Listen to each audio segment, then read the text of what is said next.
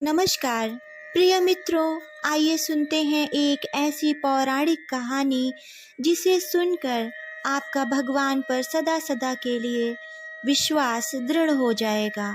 यह कहानी वराह पुराण से ली गई है, जिसका नाम है नारायण मंत्र की महिमा। पूर्व कल्प में आरुणि नाम से विख्यात एक महान तपस्वी ब्राह्मण थे। वे किसी उद्देश्य से तप करने के लिए वन में गए और वहां उपवास पूर्वक तपस्या करने लगे। उन्होंने देवी का नदी के सुंदर तट पर अपना आश्रम बनाया था। एक दिन वे स्नान पूजा करने के विचार से नदी के तट पर गए। वहां स्नान करके जब वे जप कर रहे थे, उसी समय उन्होंने सामने से आते हुए एक भयंकर शिकारी को देखा, जो हाथ में बड़ा सा धनुष लिए हुए था। उसकी आंखें बड़ी क्रूर थीं। वह उस ब्राह्मण के वत्कल वस्त्र छीनने और उन्हें मारने के विचार से आया था।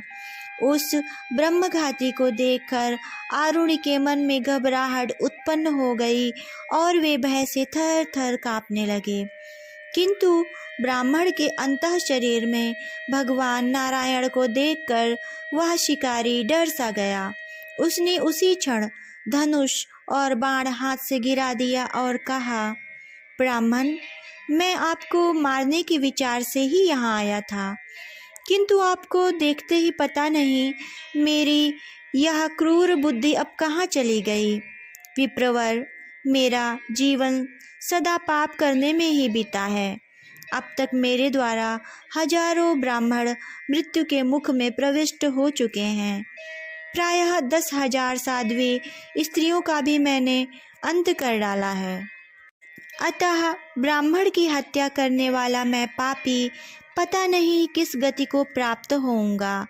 महाभाग, आप अब अपने पास रखकर मुझे भी तप आदि करना सिखा दीजिए। अब मैं आपके पास रहकर ही तप करना चाहता हूँ। आप कृपया उपदेश देकर मेरा उद्धार करें। शिकारी के इस प्रकार कहने पर उसे ब्रह्मघाती एवं महान पापी समझकर द्विजश्रेष्ठ आरुणि ने उसे कोई उत्तर नहीं दिया, परंतु हृदय में धर्म की अभिलाषा जग जाने के कारण ब्राह्मण के कुछ न कहने पर भी वह शिकारी वहीं ठहर गया।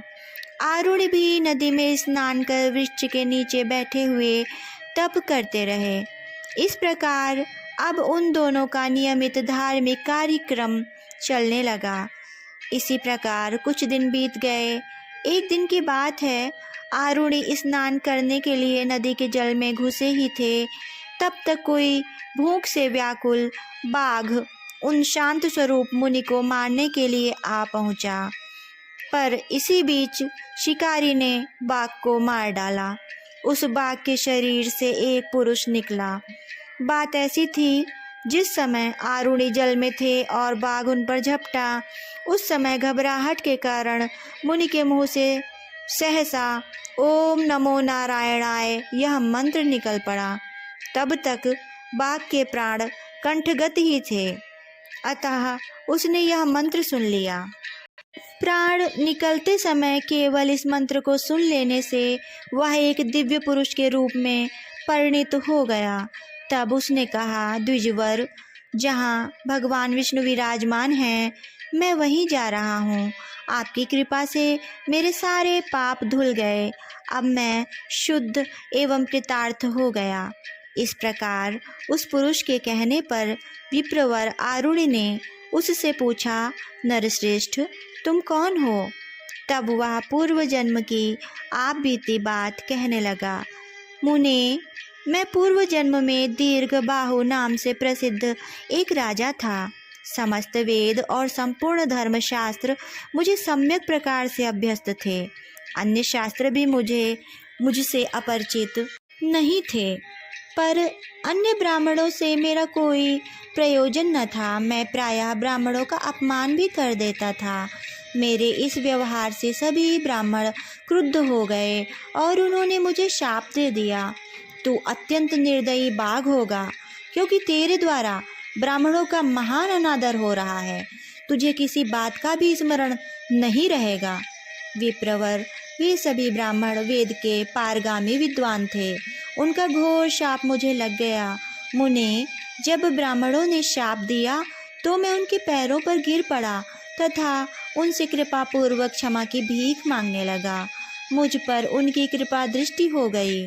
अतएव उन्होंने मेरे उद्धार की भी बात बताते हुए कहा, प्रत्येक छठे दिन मध्याह्न काल में तुझे जो कोई मिले उसे तू खा जाना, वह तेरा आहार होगा।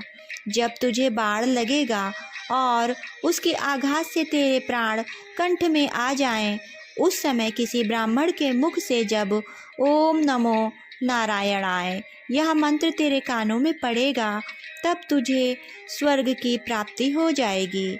इसमें कोई संशय नहीं। मुने, मैंने दूसरे के मुख से भगवान विष्णु का यह नाम सुना है, जिसके परिणाम स्वरूप मुझ ब्राह्मण द्वेषी को भी भगवान नारायण का दर्शन सुलभ हो गया।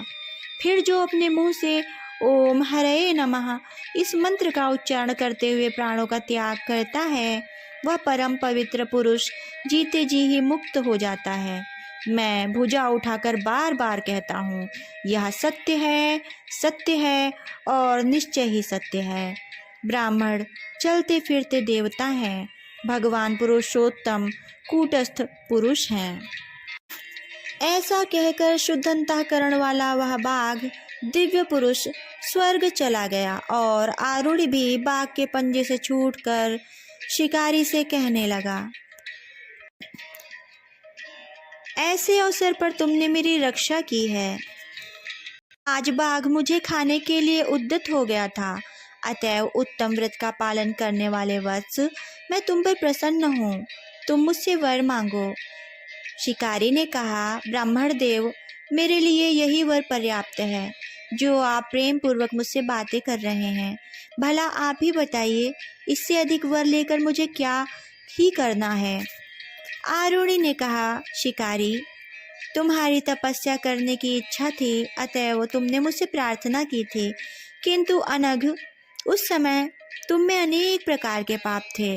तुम्हारा रूप बड़ा भयंकर था, परंतु अब तुम्हारा अंतःकरण परम पवित्र हो गया है, क्योंकि देविका नदी में स्नान करने, मेरा दर्शन करने तथा चिरकाल तक भगवान विष्णु का नाम सुनने से तुम्हारे पाप नष्ट हो गए हैं। इसमें कोई संशय नहीं। साधो, अब मेरा यह एक वर स्वीकार कर लो कि तुम अब यहीं रहकर तपस्या करो, क्योंकि तुम इसके लिए बहुत पहले से इच्छुक भी थे। इस प्रकार नारायण मंत्र के प्रभाव से पाप रहित हुआ व्याध शिकारी आरूढ़ी मुनि की आज्ञा से वहीं रहकर तप करने लगा और अंतकाल में उसने मुक्ति पाकर भगवान विष्णु के धाम में आश्रय पाया।